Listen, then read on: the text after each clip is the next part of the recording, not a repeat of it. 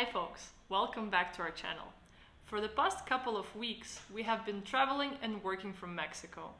It is a warm and welcoming country, and we have decided to skip the harsh Canadian winter and spend it in the milder climate. We've been planning it for a long time, and there's been a lot of preparation involved.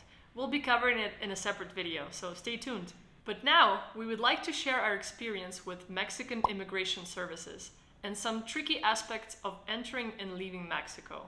If you missed your flight due to COVID or other unforeseen circumstances, watch this video till the end to find the steps that you need to follow before leaving the country. Let's roll.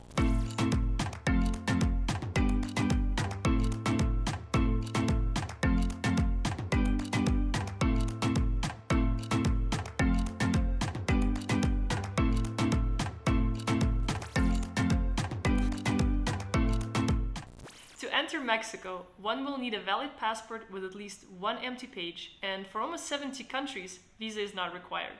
If you're visiting Mexico for travel, business, or leisure for up to 6 months, you don't need to apply for visa.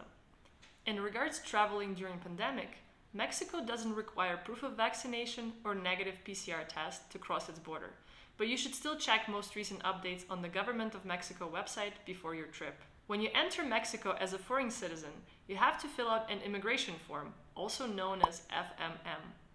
You can do it beforehand and upload it from the Government of Mexico website and fill out the form online. You can then print it and bring with you during your travel. This might be handy when you're crossing the land border. Another most common option would be to get a form from your flight attendant and fill it out while you're still on board of the plane. When you cross the border, you will be asked to present your FMM together with your passport. And here's where the interesting part begins. Technically, you can stay in Mexico up to 180 days, but the officer will ask you, how long are you planning to stay? They may also ask you to provide accommodations and return flight information. The number of days is then marked on your card. From this point, the 180 days rule doesn't apply anymore. You have to leave the country before your allowed number of days expires. Here's a situation. We didn't pay attention to it when crossing the border and didn't actually register the number of days we were granted. We were pretty sure we will automatically get our 180 days allowance. Randomly, in the middle of our trip, we were chatting with a friend and they mentioned that they have to leave Mexico soon because their days expire. We decided to check our cards as well, and ironically, our cards had 30 days marked on them, and our stay was supposed to expire literally the next day. The easiest solution would be to exit the country and just re-enter and have the immigration card renewed the natural way. But our timing was tight, and with COVID restrictions, we also had to have a negative PCR test on hand. We simply didn't have enough time to do it. Getting your PCR test is a separate topic, which we will be covering in our next videos. After a couple hours of research and gathering paperwork for all of our Airbnbs and flights reservations, we decided that the best solution would be to go to the immigration office and ask for an extension.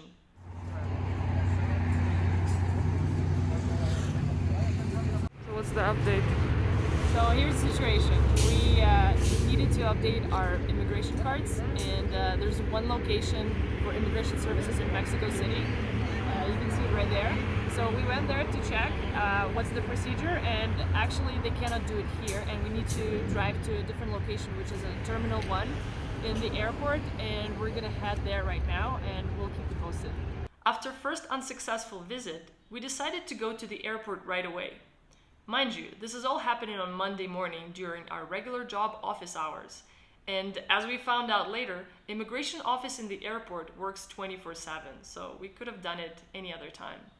Thanks to immigration officer in the immigration services downtown, we knew that we needed to find office number 78 in Terminal 1 of the Mexico City airport. Turns out that wasn't the right place either. We were redirected to another location near Gate 10. Finally, we got our answer. Now we're in the airport, and we were talking to immigration officers about how to extend our immigration forms. So it appears that you cannot do it in advance, and you actually cannot extend them. Before your flight, you have to arrive to the airport 3 hours before, and then go through the procedure where they issue you a new form. You have to go pay a fee of 638 pesos, and then you can go and board your flight. If you missed your flight due to COVID or other unforeseen circumstances, you have to take the following steps.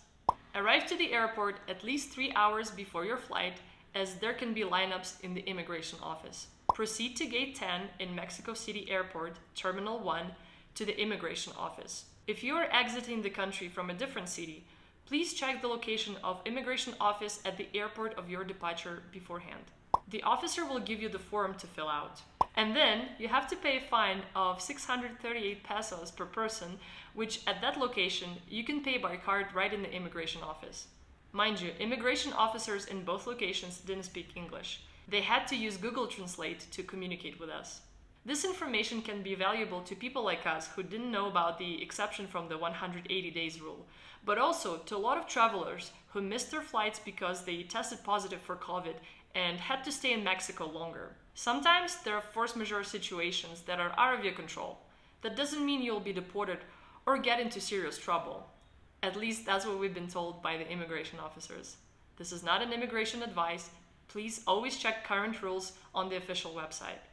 We will be making a separate video when we exit Mexico to test out these steps. Let us know in the comments below if you have already done that and tell us about your experience. We hope you found this video useful and it helps you during your travel to Mexico. Please hit that like button and subscribe to support our channel and stay tuned for more.